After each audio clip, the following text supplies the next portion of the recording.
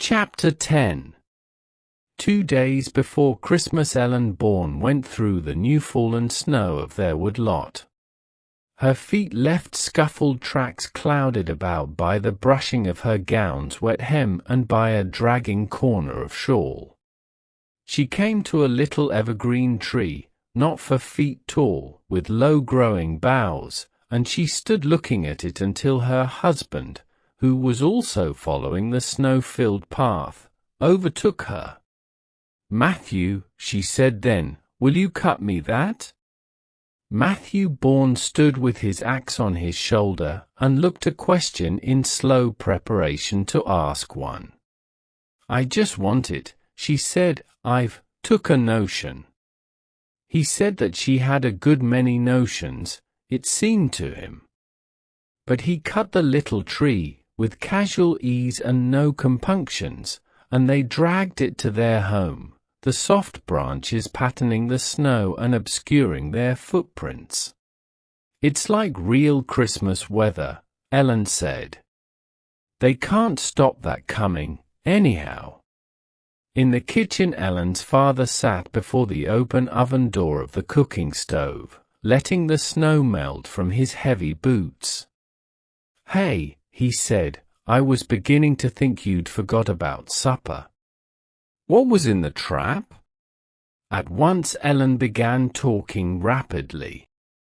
"Oh," she said, "we'll have some muffins tonight, Father.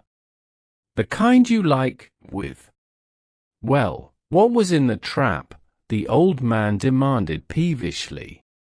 "Why don't you answer back? What was, Matt?"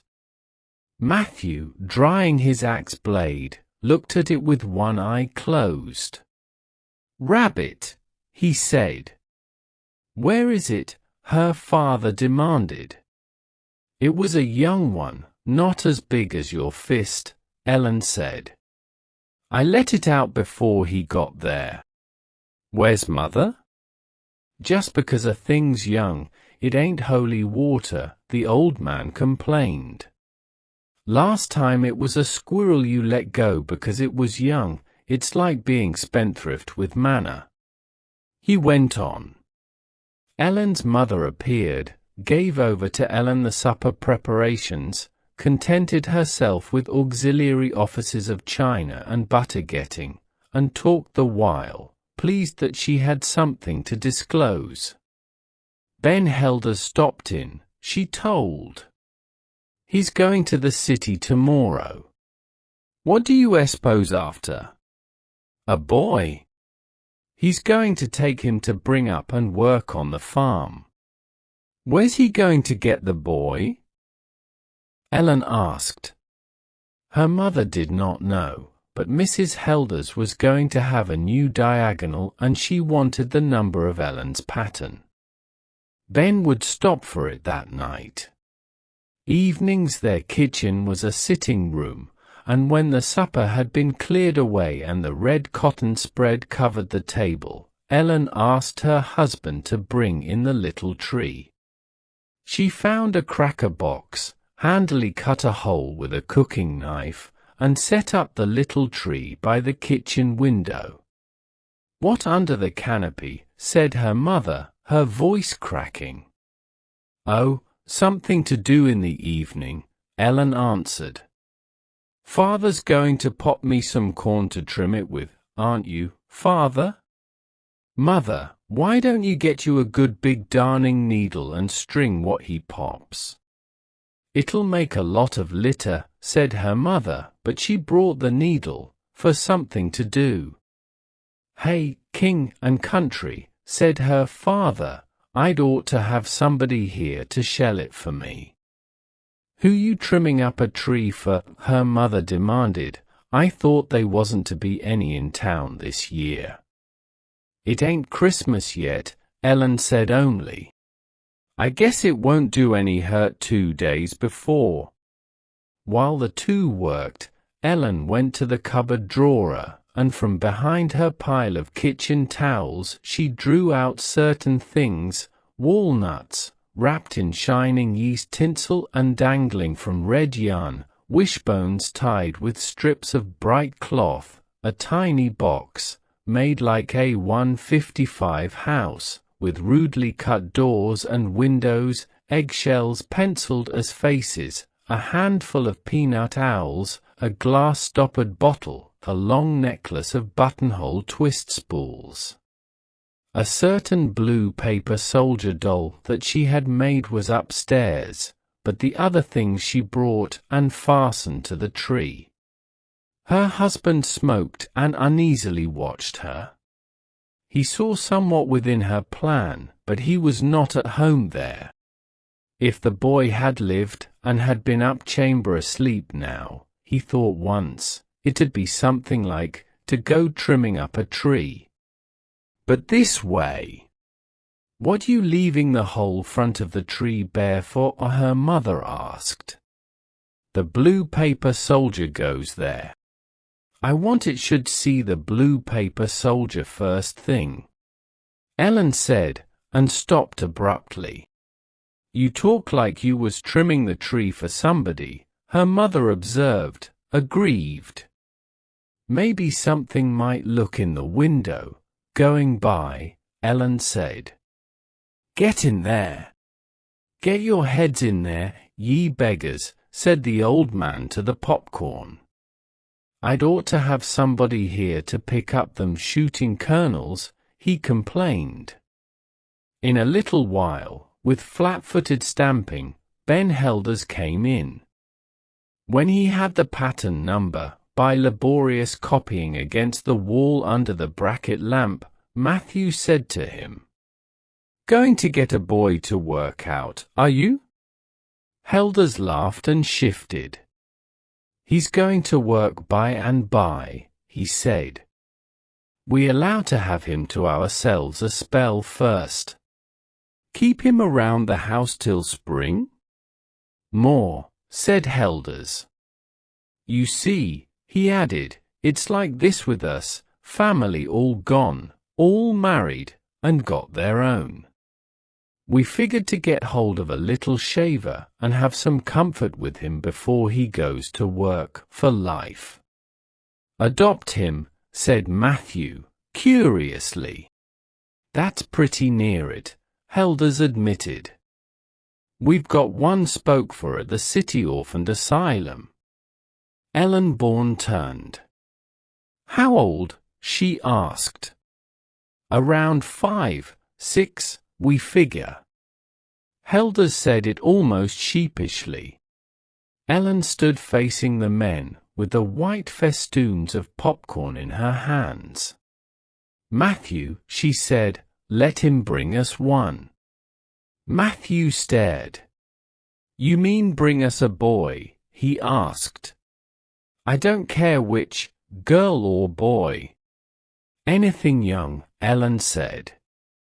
Good Lord, Ellen, Matthew said, with high eyebrows, ain't you got your hands full enough now? Ellen Bourne lifted her hands slightly and let them fall. No, she answered. The older woman looked at her daughter, and now first she was solicitous, as a mother. Ellen, she said, you have, too, got your hands full. You're wore out all the time. That's it, Ellen said, and I'm not wore out with the things I want to do. Hey, king and country, the old man cried, upsetting the popper. Don't get a child around here underfoot. I'm too old. I deserve grown folks. My head hurts me. Matthew, said Ellen to her husband, let Helders bring us one.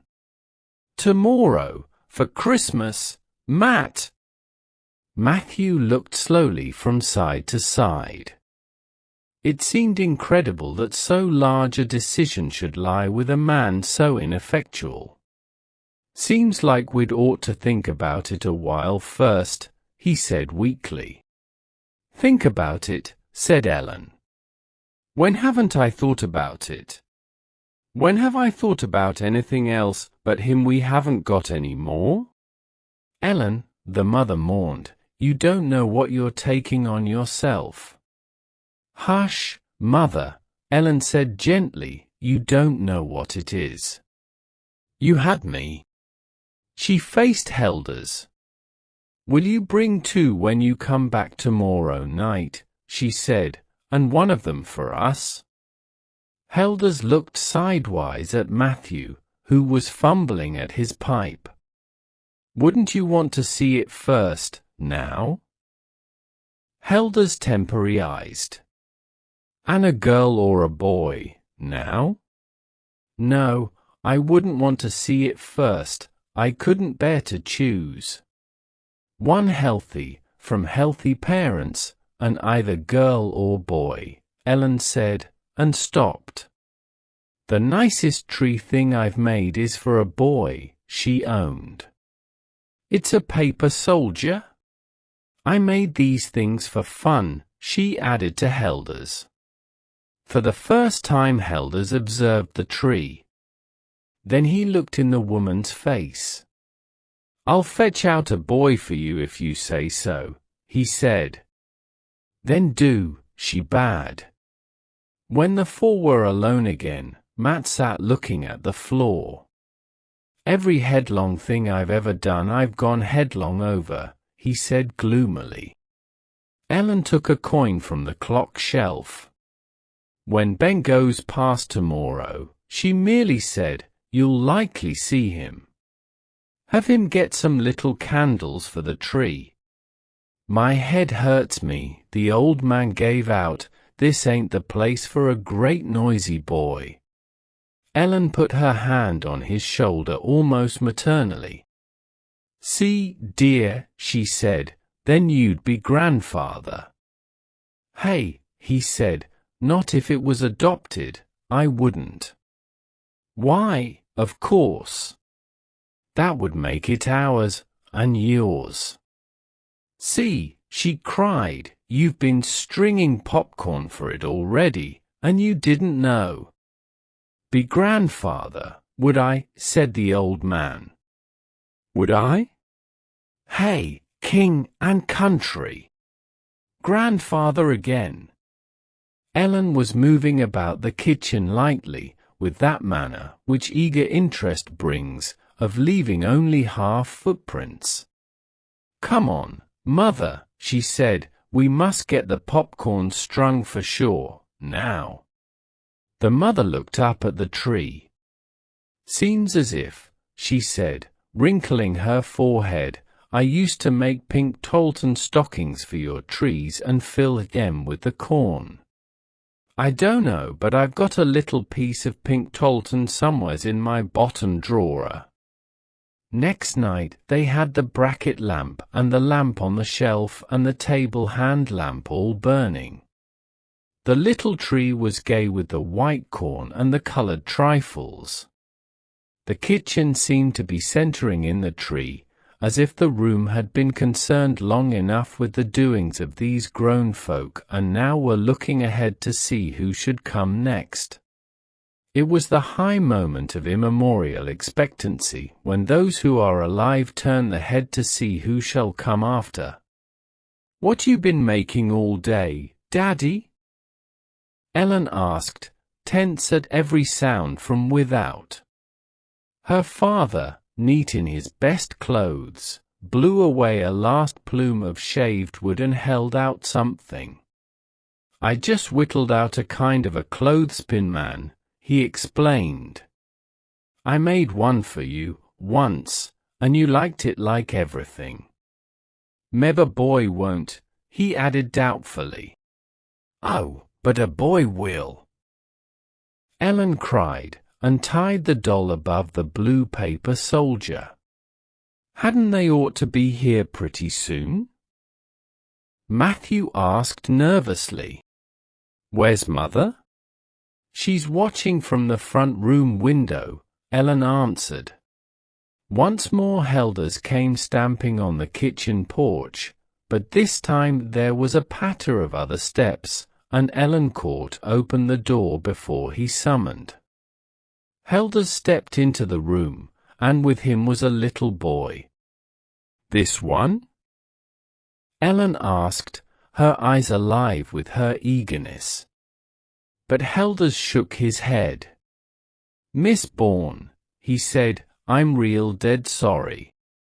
They want but the one. Just the one we'd spoke for. One. Ellen said, you said orphan asylum. There's only the one, Helders repeated. The others is little bits of babies, or else spoke for like ours, long ago. It seems they do that way. But I want you should do something, I want you and Matthew should take this one. Mother and I are older, we ain't set store so much. Ellen shook her head, and made him know, with what words she could find, that it could not be so. Then she knelt and touched at the coat of the child, a small frightened thing, with cap too large for him and one mitten lost. But he looked up brightly, and his eye stayed on the Christmas tree. Ellen said little things to him, and went to take down for him some trifle from the tree. I'm just as much obliged, she said quietly to Helders. I never thought of there not being enough. We'll wait. Helders was fumbling for something. Here's your candles, I thought you might want them for something else, he said, and turned to Matthew, and here's your quarter. I didn't get the toy you mentioned. I thought you wouldn't want it, without the little kid. Matthew looked swiftly at Ellen. He had not told her that he had sent by Helders for a toy. And at that Ellen crossed abruptly to her husband, and she was standing there as they let Helders out, with the little boy. Ellen's father pounded his knee. But how long we have to wait? How long we have to wait, he demanded shrilly. King and country, why didn't somebody ask him that? Matthew tore open the door. Helders, he shouted, how long did they say we'd have to wait? Meb only a week or two, meb longer. Helders' voice came out of the dark. They couldn't tell me. Ellen's mother stood fastening up a fallen tinsel walnut. Let us leave the tree right where it is, she said. Even with it here, we won't have enough Christmas to hurt anything.